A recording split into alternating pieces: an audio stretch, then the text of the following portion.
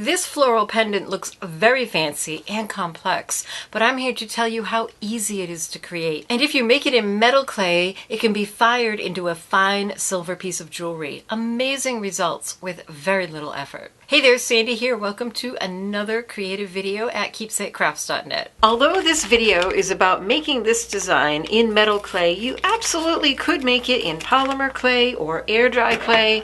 In fact, I strongly suggest that you first practice in a different kind of clay before you get out your expensive silver clay. Now, if you want to torch fire it, this kind is torch fireable, PMC3. I had another package and it actually said it right on it that it was torch fireable. So just make sure you double check before you make your purchase.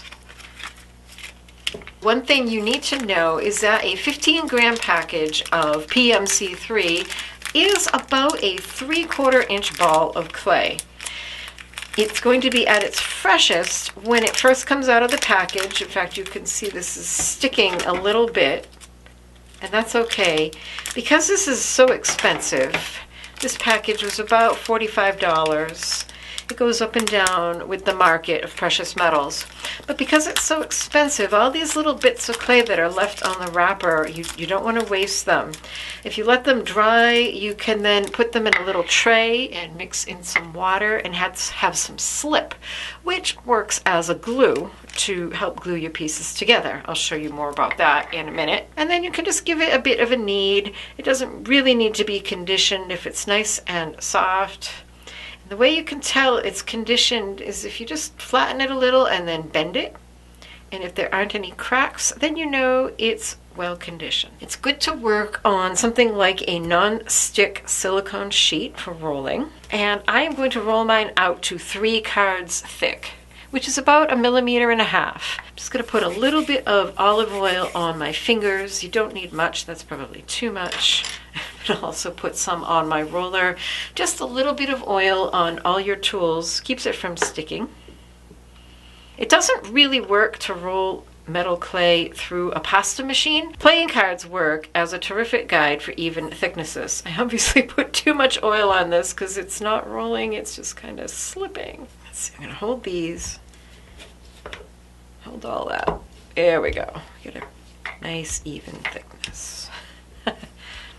I did a video on how I made my playing card guides. This is really handy. And it also works great for polymer if you don't have a pasta machine. All right, I'm done with these for now. You do want to be careful that you do just lightly oil all your tools. So I've got this little heart cutter here from the Sculpt Mini Geometric set.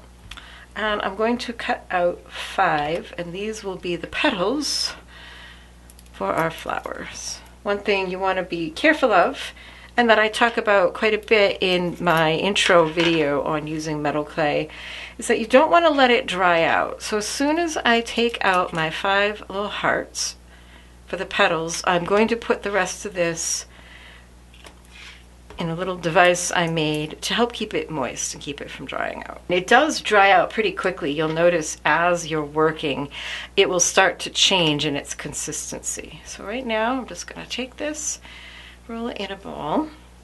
And what I have here is a terracotta pot that I soaked in water, and I also soaked a sea sponge in water.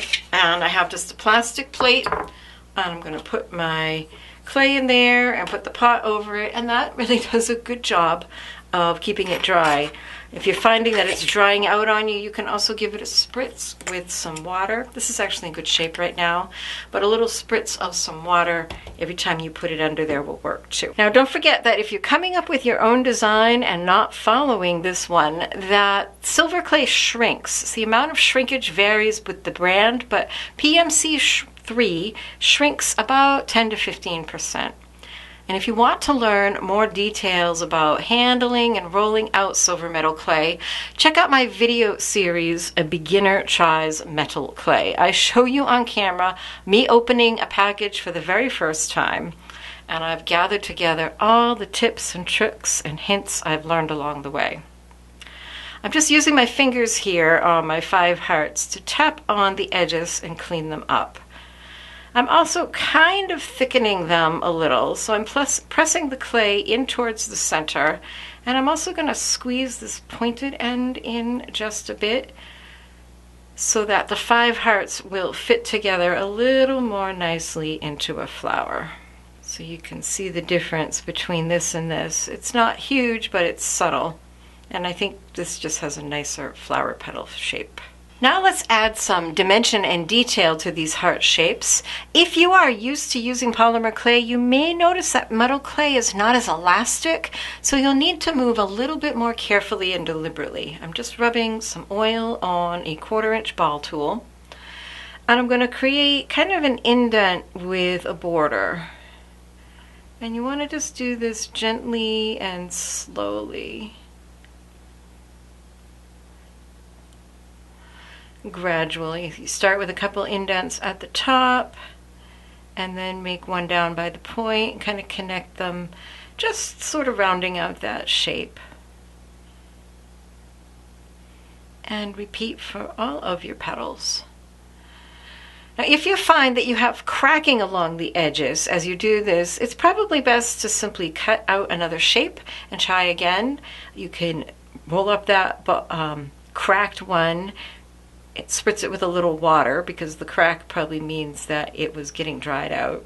Now use a needle tool. I especially like my bent needle tool to add some detail lines inside the petal. Be careful here that you don't go through all the way. So I use the side of the tool to add some lines, and then I'm going to use the tip to poke in some dots at the top of each line. You can make whatever marks you like. This is just a nice, simple kind of flower petal detail. One thing that's cool about using metal clay is that because it shrinks, your details become even more detailed because they get smaller and they look even more delicate. By the way, I'm not worried about preserving the texture on the point of the petal because it will be covered up by the flower center. Next, you can pick up each petal and pinch the point together just slightly and give it just a bit of a rounded shape. So just kind of, sometimes I tuck a fingernail in there and just pinch it a little and see how that rounds it and shapes it just a little bit more. And it's actually helpful at this point if the clay has firmed up a little bit and isn't quite so wet and floppy, because it's easier to get it to hold its shape. When you work in metal clay, what you put in is what you get out. So if you find there's something that you're not happy with at this point, just redo it now because it will not improve. I mean, you can refine edges and things, but like this keeps bugging me over here. So if I can't smooth that away, I may roll out another heart and redo it. It's not going to smooth out or get any better after firing. What you have here, besides being a little smaller, is what you're going to get. So here's our little house, and yeah, this is still very fresh and wet. I'm going to grab about a 1/8 inch ball of clay and press it on the work surface.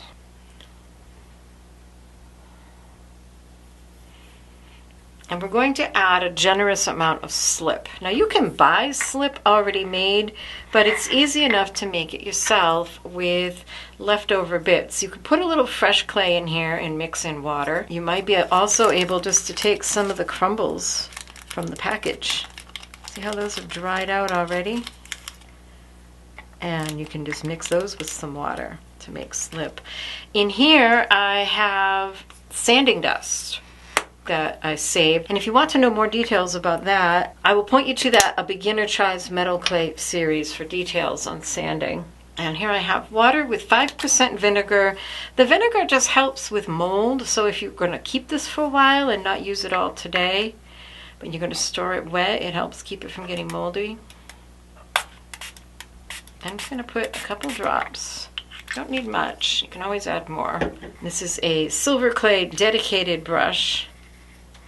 You just start mixing, and you might let it sit for a few minutes because that's pretty thin. Let it sit, and as the water evaporates, you'll have a nice paste that if you've done any polymer clay, you would use the exact same way you use liquid clay as a kind of glue. Here's my slip. It's thickened up a bit. I actually added all the rest of the pieces from my plastic packaging, so I wouldn't waste any. And I flattened that 1/8 inch ball into maybe not quite a 1/2 inch circle on the sheet. And you want to be generous here with the slip. And then we'll start putting our flower petals. And they're already stiffening up, so I'm glad I didn't wait any longer here.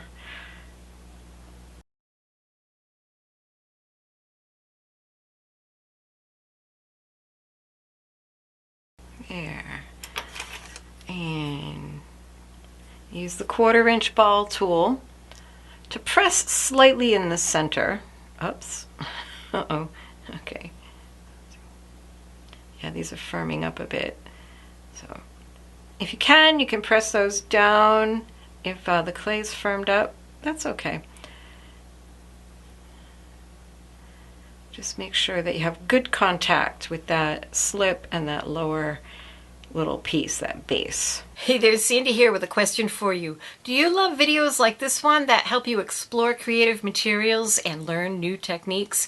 If so, consider becoming a patron for monthly bonus videos and weekly behind-the-scenes peeks into the creative process. Many thanks to these lovely people who already support this channel. Join us to grow your creativity. Find all the details at patreon.com/SandySowen. And back to your video. Next, I'm going to add a generous drop of slip to the center. And then just roll some little tiny balls, 2 to 3 millimeter balls. And I used about 10 for my flower center. Use whatever makes sense for your design. I definitely need more slipper on there. I think it all sank down. And since we won't be pressing on these, you definitely want to have plenty of this. If you don't want to be sloppy with the slip, but you do want there to be plenty, you can refine it a bit. This part would be a little tricky, but you can sand it a tiny bit if there's some messy edges. Now, since I wasn't able to press this down with the ball tool like I did on this one's just done in polymer clay, I was able to make a deeper depression, but because these petals stiffened up on me, I may not use as many of the little balls in the center. So just keep adding them until it looks good to you. Here I've added all my little balls. I also came in just with some of the more watery slip at the top and kind of just dabbed over it so to fill in all those spaces, so I'll be certain that that's not going to pop off. Now what you want to do is set this aside to dry. If you have a mug warmer, that's great. This I got at the craft store. It's a candle warmer. It's basically the exact same thing. You can set it right on its silicone sheet on there to dry. It will speed up the drying. If you don't have one, when I didn't have one, I just put it on my radiator and let it dry. You just want it to be completely dry before you move on. But while we're waiting for that, we can make some little leaves. One thing that's nice about the metal clay, unlike polymer clay, is that if you get schmutz in it, it doesn't matter, because when you fire it, any dirt or anything that isn't silver is going to burn off. So I just rolled my ball and then I rolled it into a cone shape and then press that flat. Use a needle tool or a blade or whatever you like to make a leaf vein texture. In order to not distort your shape, you want to use a blade to slide it off the sheet. You can use your regular clay blade, but sometimes a single-edge razor blade is nice just for these little small shapes. And again, to pinch it, I like to kind of tuck my nail in there to fold it. And then I pinch one end, and this is getting stiff, so we kind of pinch the other end and give it some shape. Make 6 of these. They don't all have to be exactly the same size. We can put the larger ones closer to the center and then the smaller ones at the ends. Now that is getting a little dry. I can feel it starting to crack, so just the tiniest mist of water is all you need. In fact, if you are doing something that you want to smooth, can you see how just those couple drops of water really smooth that out? That might be a little too wet now. Oops, and I didn't oil that, did I? The tiniest amount. Really, if you put a lot on your fingers, you may be able to just rub your finger on your tool to oil it. And if you find like your whole ball of clay that you pulled out is getting stiff, just spritz it with some water and put it back under your little house, that little container with the sponge, and let it sit for just a few minutes. It will absorb the water. So in the same way, roll yourself about 6 leaves is what I used on my design. Again, you can see that here. There's 3 on one side and 3 on the other, and we'll incorporate a bail. And it's really much simpler than you might think, and amazing that it's going to be made out of metal. So here are my leaves. I made 7 just to have an extra for design purposes. These get really hot, so don't touch them right now. You can see it gets lighter and lighter as it cools off, and once they're completely cool, then we'll assemble them. Once your pieces are dry, you can do a little sanding. I go into more detail in the video, A Beginner Tries Metal Clay, but you can use things like buffing blocks, sanding pads, and sanding papers, and I will link to all of these and you can learn more details. But at this point, before it's added to the main sculpture, it's easier to get in and maybe do a little bit of refining. You can do as much as you want. You can do some total reshaping or just smooth out hard edges, whatever you need. This is just an emery board. This will take down a lot of material very fast, so be careful. So take as much time as you want. And I forgot, I should be working over just a piece of plain paper with a fold in it so I can gather all of that sanding dust, because that you can use, you can reconstitute it with water and make slip or make it back into clay. And this is just a rubber bench block, which is handy. It kind of lifts your hands up off the work surface and catches the sanding dust. And also if you have very thin pieces, these are pretty thick, but you can put them on the edge and support them because it's pretty fragile at this point. So do whatever you need to do for refining. So I'm just brushing off my block onto the paper, and then I'll save my sanding dust for later.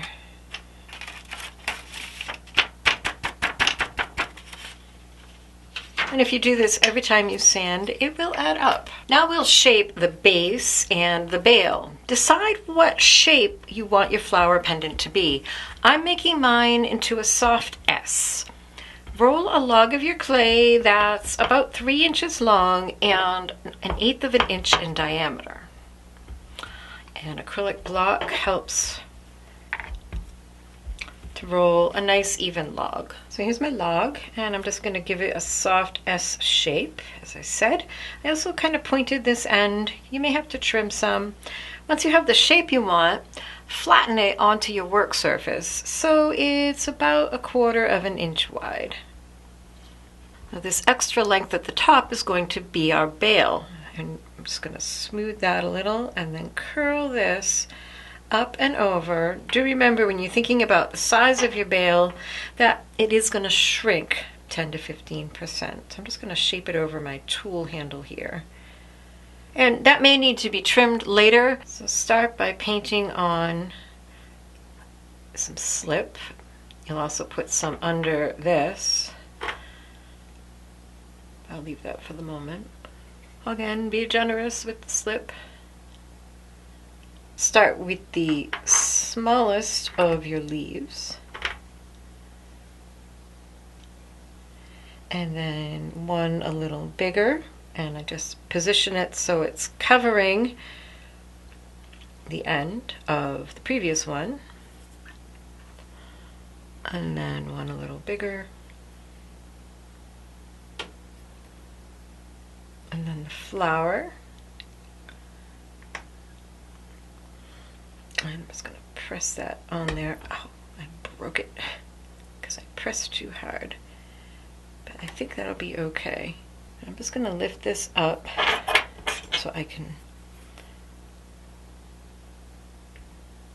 tuck my leaf into there. So here's my pendant all done. I did have to re-roll the strip, and you may have to do that. I did it a couple times until I was happy with it. You can then take a rounded object once you're satisfied with the size of your bail. This keeps wanting to slip out on that side, so I'm going to come in from this side and just press it down a little. And I've got a bit of a crack here, so you can come in with a little water or a little slip. I'm just going to paint over that. And I can sand it smooth once it's dry. So you want to make sure that you position your bail so that your pendant will hang straight. It tends to want to be cockeyed, so just pay attention to how you want your pendant to hang. And you can move this however you want. Then let that dry completely. And you can sand and refine all of the edges that you need to before you do the firing. I'm not going to go into great detail about the process of firing in this video because I did that in my first video, A Beginner Tries Metal Clay, and you can watch that and get lots of detail there. I just thought I'd record this because it's kind of fun to watch. It's amazing to see the binder burning off, especially in this floral pendant that I'm making here. This pendant weighs 12 grams, and actually the only reason it doesn't use more is because you might notice that I either changed the design or maybe the bottom two leaves broke off, and I looked at it and thought, I actually like that better.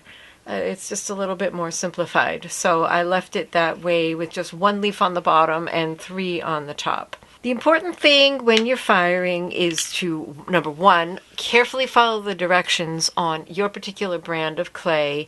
And number 2, practice. You'll see more about that in A Beginner Tries Metal Clay. I did some practice pieces. Both I overfired, but one I melted right down on purpose. And that really gave me a good idea of the color. And that's the thing that you can watch for, is the color. You want to keep it a consistent, soft salmon color. And the best way to do that is to turn down all the lights in the room and then just watch it, practice first so you have an idea of what it is that you need. And then you just set your timer. I put on a podcast and listen to it for the 10 minutes and tried to keep a consistent color. If it looked a little too light, then I moved in torch higher or turned it up. If it looked too bright, I backed it off or turned it down. And I kept going for the whole 10 minutes. And then once it's done, you can brass brush it. I know it's weird, it appears white, but it's just something about the way the molecules are. And once you start to brass brush it, you could start seeing all the silver come out. And again, I will show you all the details in A Beginner Tries Metal Clay of all the details that you need for finishing your piece into a beautiful silver piece of jewelry. Now that you know these techniques, you'll want to learn more about working with metal clay in the metal clay playlist I put together for you. See you in the next video.